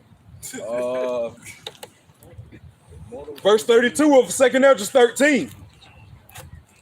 It says, and the time shall be when these things shall come to pass, and the sign shall happen, which I showed thee before, and then shall my son be declared, whom thou sawest as a man ascending. And when all the people... Right. That's right, man. He descended, ascended, and then he's going to descend. So he's the one that ascended. He's going to be the one that descended. That goes to Acts chapter 1. Saying Yahweh Shah, who you saw. Yep, Acts chapter 1. Real. Why stand ye here gazing up into heaven? Yep. I guess he can wait and get this real quick. The interjection, he probably got it. You got it? Gone. Yeah, you got it. Ascended. Gone. Gotcha. Yeah, he great for you. This is the book of Acts, chapter 1, starting at verse 9. And when he had spoken these things, while they behold, he was taken up, and a cloud received him out of their sight. And while they looked steadfastly towards heaven as he went up, behold, two men stood by them in white apparel, which also said, Ye men of Galilee, why stand ye gazing up into heaven? This same Yahushua, which is taken up from you into heaven, shall so come in like manner as ye have seen him go into heaven. Right, so he gonna pull up in his glorified form, man. Going back to the statement, you know what I'm saying? Yeah, that's just what it is. He gonna tell Esau, send me your dot. Pull up on you. Hey, I got a interjection when you finish your point. Sure. That's the point. No, that was All right, this is Proverbs chapter 30, verse 4. Who hath ascended up into heaven or descended? Who hath gathered the winds in his fist? Who hath bound the waters in a garment?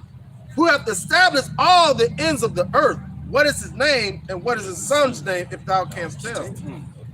So that's a statement within it. That was a question, as a matter of fact. Who did this? Who was able to do this? What is his name, and what is his son's name? IUIC and them, bro. Because without that, you can't even. You don't even. You're trying to recall the acts of the Lord, but you can't even give him credit for doing it by saying it was him that did it. You know what I'm saying? That's why it's important to understand and know his name, because to know him personally, like he's calling his elect friends. And if you're a friend of somebody, you're gonna call them by their proper name.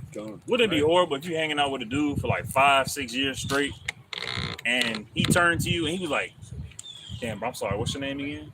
You can be like, "Motherfucker, like, how important am I to you?" Yeah, like, you can be like, "Yo." Hey,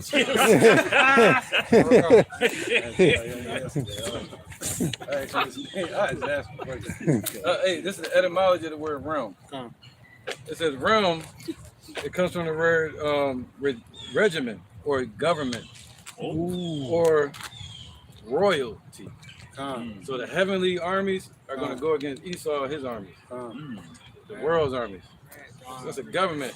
The scripture say that, and the government shall be upon his shoulder. I would get Beginning.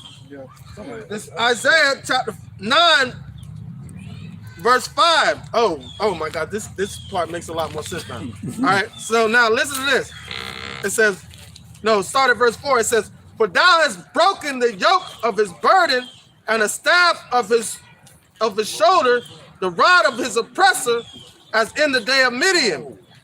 For every battle of the warrior is with confused noise and garments rolled in blood. But this shall be with the burning and fuel of fire.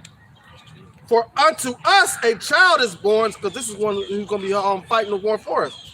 "For unto us a child is born, unto us a son is given, and the government shall," realm against realm, "and the government shall rest upon his shoulder, And his name shall be called Wonderful Counselor, the Mighty Power, the Everlasting Father, the Prince of Peace, man. So that's who's commanding, the commanding general of the war that we fight on our side, man. So what you're having is the immortals against the immortals. That's why Paul said, take off that mortal, put on immortality, man. It starts with the mindset first, and then we get the new body to where we be immortal. And IUIC likes to, they love to use that scripture to say that, oh, his name is this, his name is that, so it don't matter his name. But then those are just titles, though. But they love to give themselves Hebrew names, but then try to cast away the Hebrew name of the Father. So much so that they scoff at people who studied the Hebrew language. They scoff at them because they say it's of no avail. And they're stuck on that because they don't know him, bro. They don't know the Lord, bro. They don't want to. And then going to Judges 13 and 18, when it says, "Why asks after my name, seeing that it's a secret, man?" We can go to that side note over there. That word for secret means wonderful, man. He said what it said in Isaiah 9 and 5 that the bishop just brought out, man. His name shall be called Wonderful. All right. So just like the brother said, man, hey, it's his title, but. Hey, going back to Proverbs 30 and 4, what is his name if thou canst tell? All right, that name was given going back to what the brother Barak brought out earlier. All right, he had a name written, but no man knew but he himself. All right, when you go into that word he himself, all right, it goes into whom he had revealed it to. All right, going to John chapter 17, verse 6 and 26, he revealed it to the men which was given to him out of the world. All right, so guess what? It's not a secret to everybody, man. It's only a secret to those that he don't love. That he don't want to obtain salvation right now, man. You know.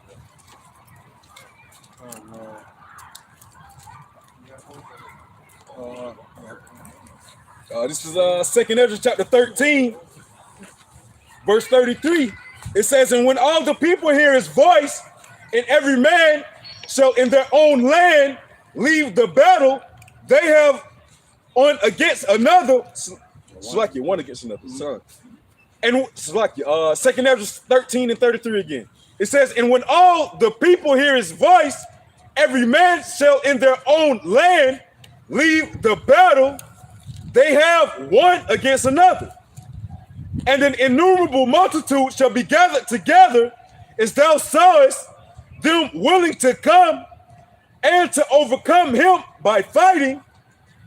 But he shall stand upon the top of the Mount Zion, and Zion shall come and shall be showed to all men, being prepared, build it like as thou sawest the hill graven without hands. And this my son shall rebuke the wicked inventions of those nations, which from their wicked life are fallen into the tempest." Right. All right. So when it's all said and done, when Yahushua pull up, everybody who against Yahushua gonna be beating the straight powder. Gonna be beating the smoke. Going into that going into that Revelation 2nd Ezra 15, I believe, or 2nd Ezra 16. Who shall not be afraid or utterly beat the powder when Yahushua pull up? That was verse 38. I think I got one more step. Let me do an injection real quick. He said, you know that there's inventions. So all the inventions, see, when Yahushua shows up, he's not going to be fighting against men. He's going to be fighting against drones and robots, AI technology. You know, that's what they really getting everything ready for. All right, all these satellites, laser beams that they got now, that's all going to be nothing to Yahushua. 2nd Ezra 6 and 54.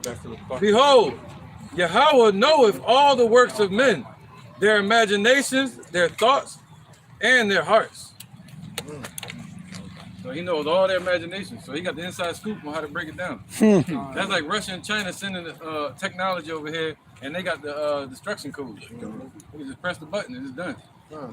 So the Lord know how to break down he know how to pull that damn string of yarn and have their whole damn plane fall apart, and the pilot be sitting in the air like And like on cartoon, like everything falls like he's just like, oh man,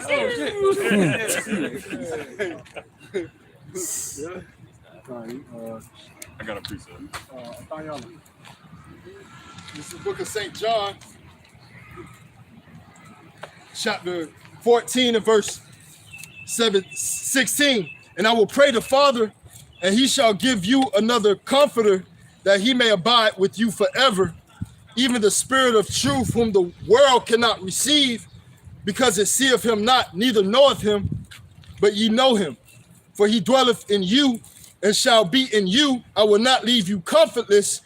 I will come to you. And this Yahweh Shai ultimately comforting his disciples, but he's going to comfort his friends just as such. All right, later on in the later chapters, like John 17, and it speaks on the Lord's friends, those who's dwelling in the secret place of the Most High, those who's dwelling in the spirit of Yahweh Ba'ashem Yahweh Shai. He's not going to leave you comfortless, man. He's not going to forget your works and labor of love. He go wash your feet just as he washed the 12 feet, man. You know, spiritually.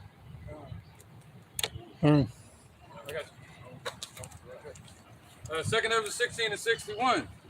He made man and put his heart in the midst of his body, and gave him breath and life and understanding. So that includes Esau.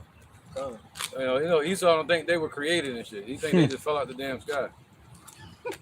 It says, yea, and the spirit of the Almighty God, which made all things, searcheth out all hidden things in the secrets of the earth. But he can't search out y'all weak ass technology and shit on the left hand side.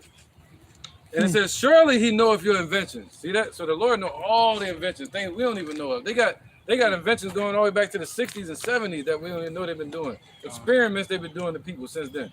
And we just now hearing about it. All right.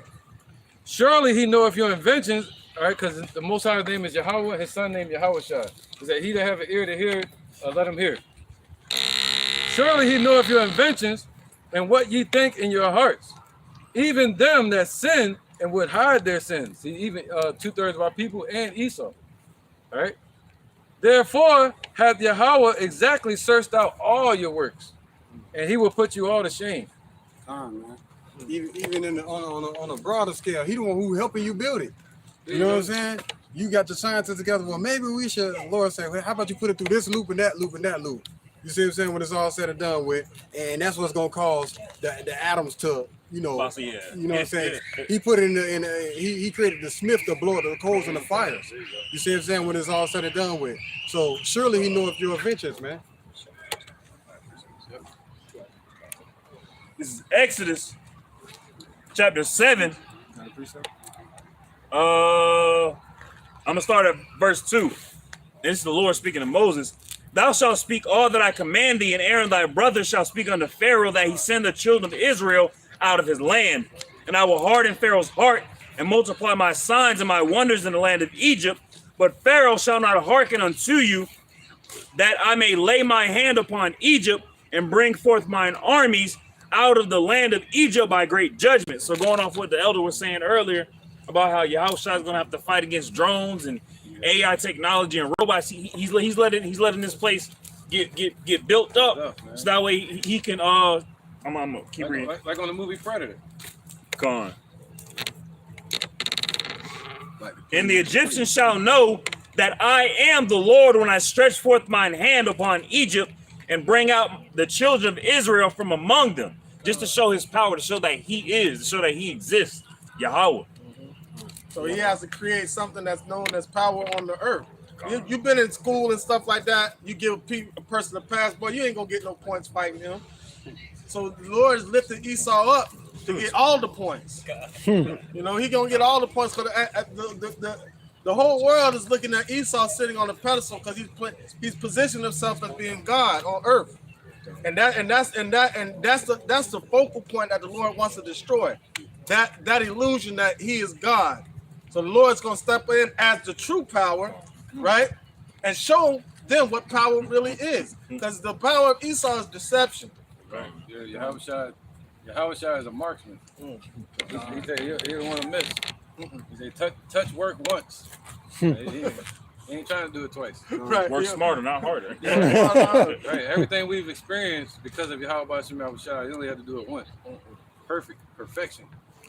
Everything planned out, mapped out. Even our existence, even us going into slavery, it's only one damn time under Esau.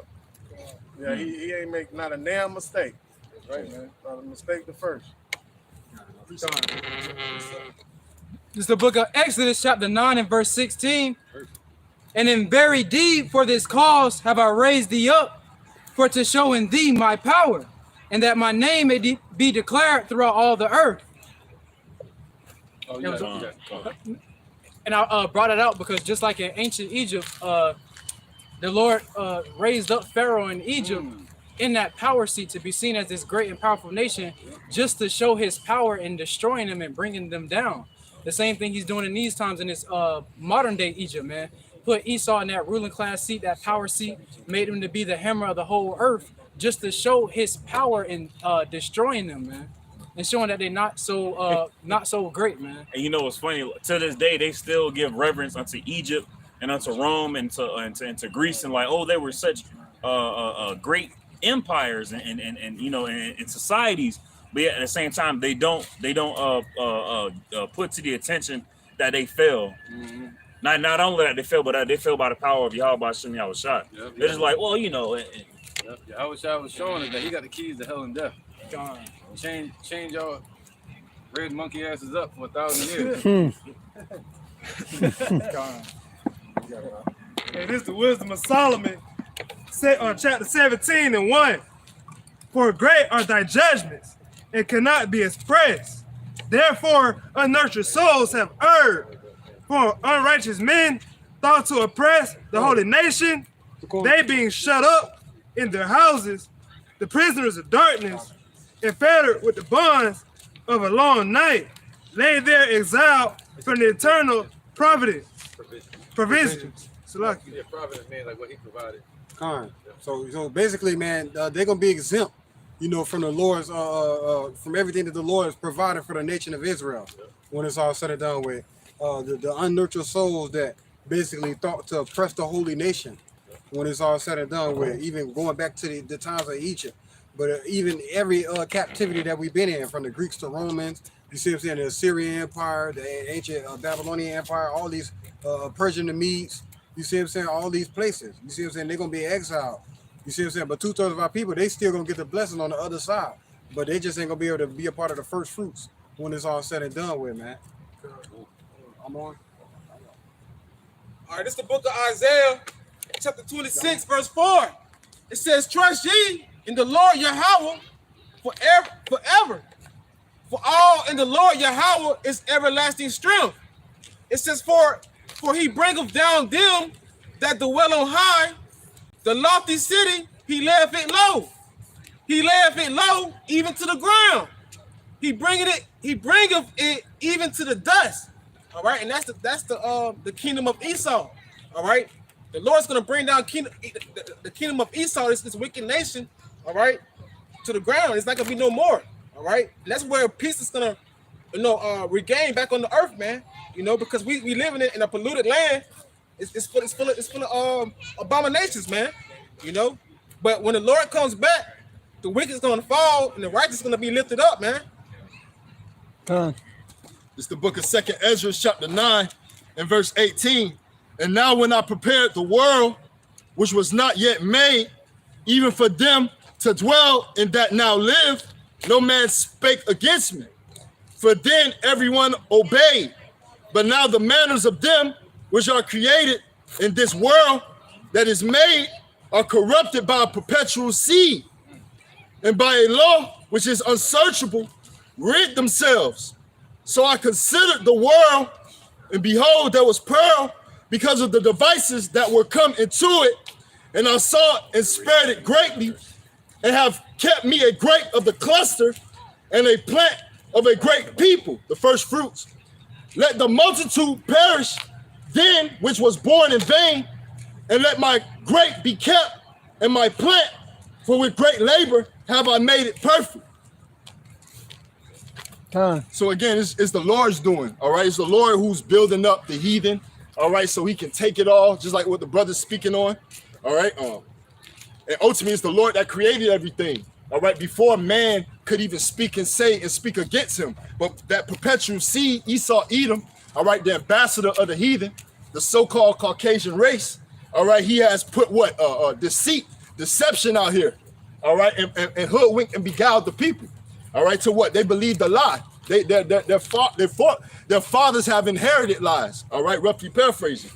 So what? The Lord has allowed this diabolical demon to build up devices, all right, his philosophy all throughout this 4 corners of the earth, all right, spreading wickedness like a green bay tree, the scriptures speak on, right? Ultimately, so he can take the wicked, all right, which is going to be a mass amount, and subdue them, man. Let the multitude perish that was born in vain, all right, because things here have spread it out and have advanced, but it's have advanced through wickedness, man. Now it's time to be cut off. The advancement of man has weakened the earth. Back in Revelations 19 and 14. And the armies which were in heaven followed him upon white horses, clothed in fine linen, white and clean. And out of his mouth goeth a sharp sword, that with it he should smite the nations, and he shall rule them with a rod of iron, and tread of the winepress of the fierceness of and wrath of the Almighty power. God, you know, going to that spirit of Isaiah chapter 63, man. The Lord's gonna come and do what he need to do to these nations when he pull up to the valley of Yahweh Shabbat. You see what I'm saying? They're gonna see him from the east and the west. You see what I'm saying? When you pull up in that giant chariot, man, that he said he was gonna pull up in. And you can keep going up. It's 19 and 16 Revelations. And he have on his vesture and on his thigh a name written, King of Kings and Lord of Lords. And I saw an angel standing in the sun, and he cried with a loud voice, saying to all the fowls that fly in the midst of heaven, come and gather yourselves together unto supper of the great power. There's gonna be that many dead bodies on the earth. Woo. The Lord gonna feed the birds. That's literal. That's literally gonna happen, man. All right, ain't gonna be nobody there to clean up the bodies. The body's gonna be left out like dung on the streets. They're gonna be left there, but the Lord gonna have birds and fowls come and feed on these damn bodies, on their flesh, man, to finish them off. Revelations 19 and 18. Yep. That ye may eat the flesh of kings and the flesh of captains. So who is that? Who's gonna be there when in 2nd Ezra chapter 13? When he burning them up, it's gonna be the flesh of kings, the flesh of captains. The kings represent their generals, their rulers. That's gonna be out there in their armies. In the flesh of There you go, brother. in the flesh of mighty men, in the flesh of horses. The flesh of mighty men is the what? They're soldiers. In the flesh of horses, and of them that sat on them, in the flesh of all men, both free and bond. The flesh of horses, they ain't gonna have no horses out there in the battlefield. They're gonna have tanks with their damn brain matter splattered all over the shit. The birds gonna be able to eat off of that. Going all through their damn tanks and the helicopters that crash and eating the bodies. Go ahead, brother. In the flesh of all men, both free and bond, both small and great. And I saw the beast and the kings of the earth and their armies gathered together to make war against him that sat on the horse. Bad mistake. And against his army. And against his army. And the beast was taken, and with him the false prophet that wrought miracles before him, with which he deceived them that had received the mark of the beast, and them that worshipped his image. These both were, what does it say? Cast alive into a lake of fire burning with brimstone. There you go. So, yep. That's talking about America. So is he going to pick up the Pope and carry him over into America and drop him off? No. When they say he's going to destroy the false prophet, it's talking about all, where it say, it's in Revelations where it say they leaped out of the mouth of the dragon like a frog. So, yeah.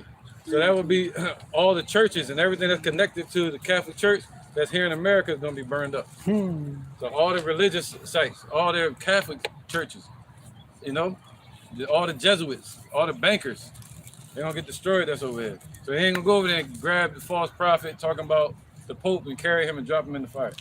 When he say cast them into it, that's talking about right here.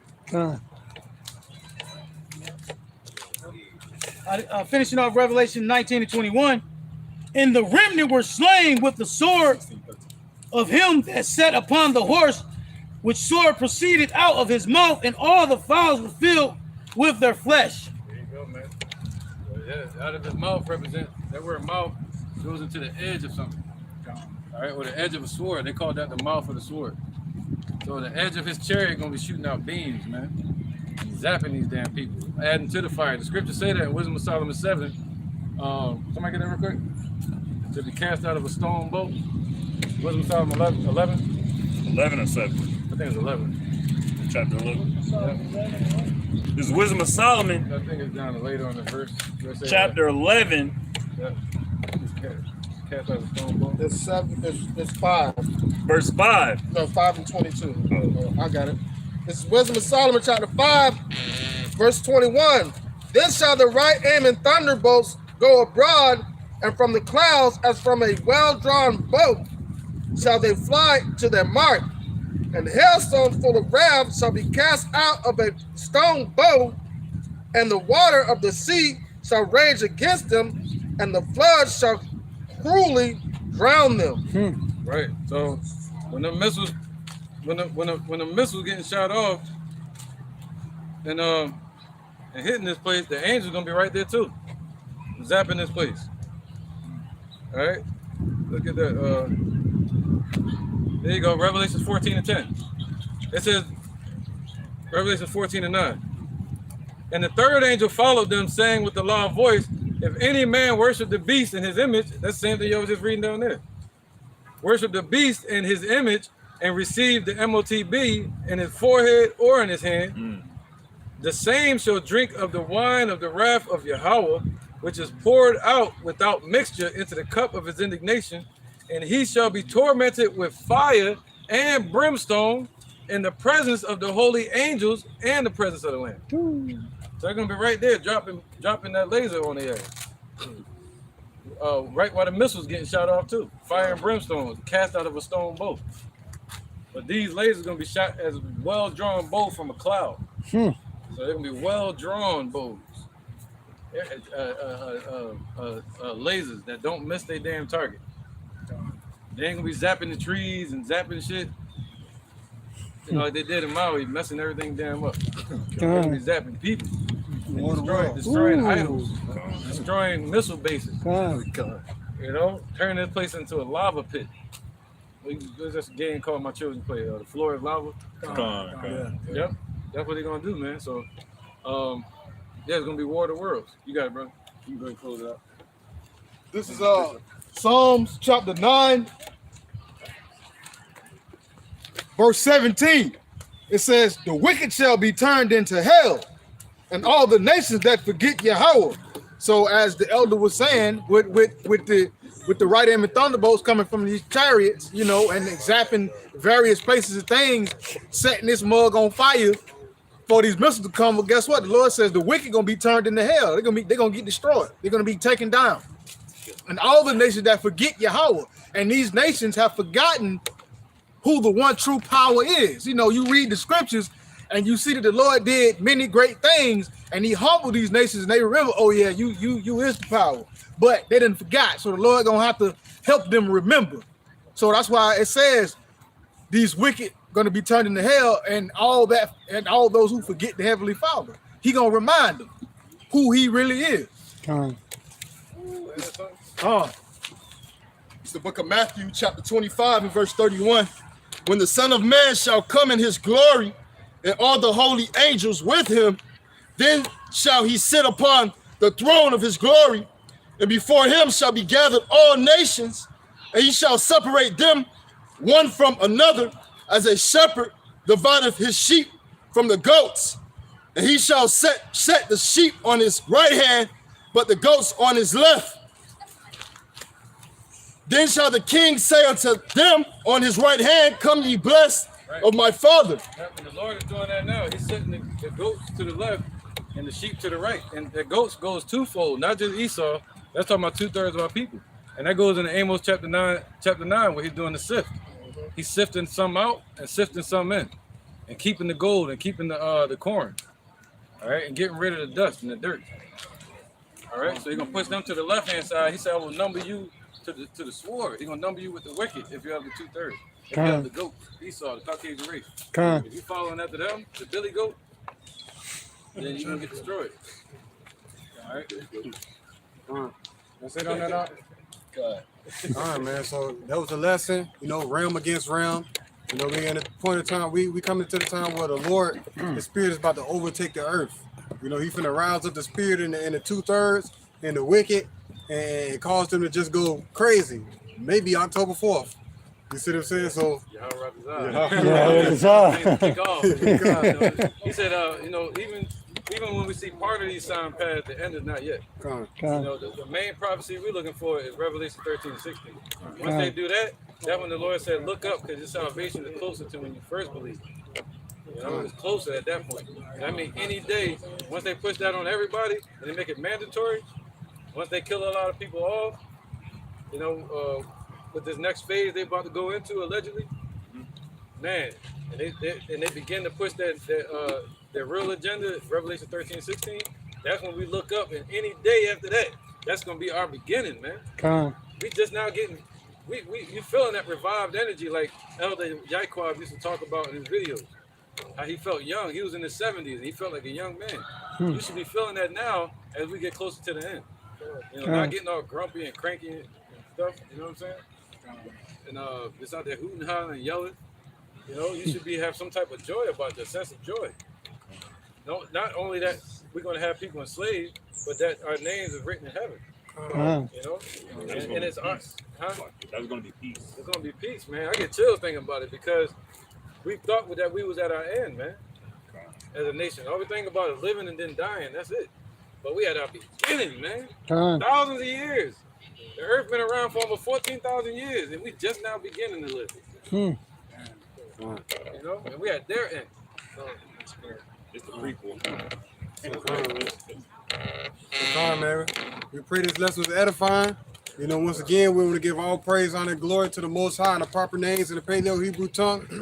Want to say, Call, Halayim, La, Yahweh, Ba'ashem, Yahweh Shai, Ba'ashem, Ha, Rakah, Quadash, Ma'amah. Double honors to the elders and apostles at Great Millstone who rule well. Double honors to our elder as well, Harwan bin Yasha'Allah. You know, keep pushing, keep striving, keep thriving. You know what I'm saying? Do what needs to be done to ensure your seat on that chariot, man. That's right, brother. You know, DTA, Abba Ball. DTA, Abba. Shalom.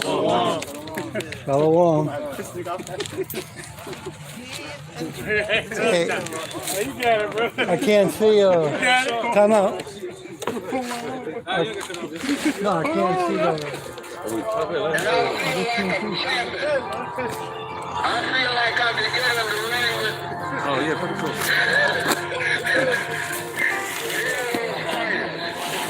That ain't gonna work.